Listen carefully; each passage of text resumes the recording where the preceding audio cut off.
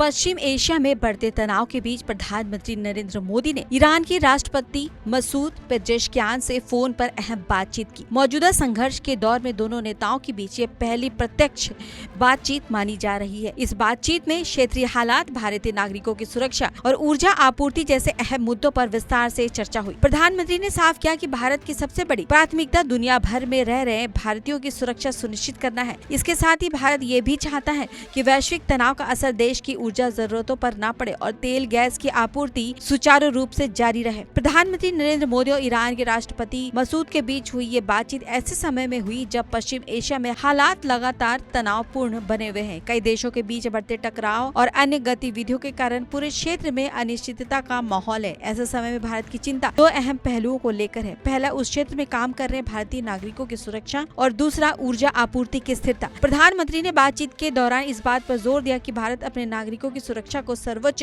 प्राथमिकता देता है और उसके हितों की रक्षा के लिए सभी जरूरी कदम उठाए जाएंगे।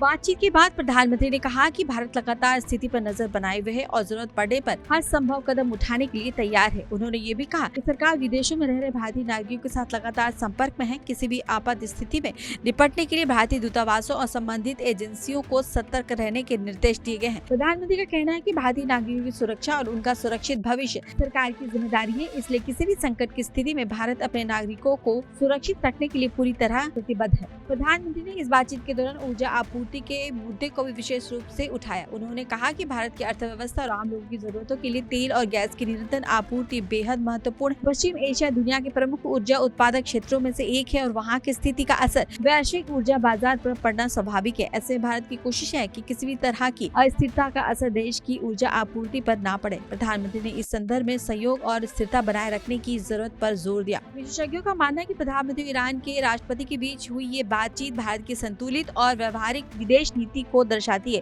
भारत एक तरफ अपने नागरिकों की सुरक्षा को सर्वोच्च प्राथमिकता दे रहा है तो दूसरी तरफ क्षेत्रीय शांति और स्थिरता की अपील भी कर रहा है। ये बातचीत इस बात का संदेश भी देती है कि भारत वैश्विक संकटों के बीच अपनी ऊर्जा जरूरतों और राष्ट्रीय हितों को लेकर पूरी तरह सतर्क है। पश्चिम एशिया में जारी तनाव के बीच प्रधानमंत्री की ये बातचीत सिर्फ एक कूटनीतिक संवाद भर नहीं है बल्कि भारत की स्पष्ट राजनीति का संकेत भी है। भारत अपने नागरिकों की सुरक्षा, ऊर्जा आपूर्ति की स्थिरता और क्षेत्र में शांति तीनों मोर्चों पर संतुलित और सतर्क नीति के साथ आगे बढ़ रहा है। यही वजह है कि वैश्विक संकट के इस दौर में भारत लगातार संवाद और कूटनीति के जरिए समाधान की राह तलाशने पर जोर दे रहा है।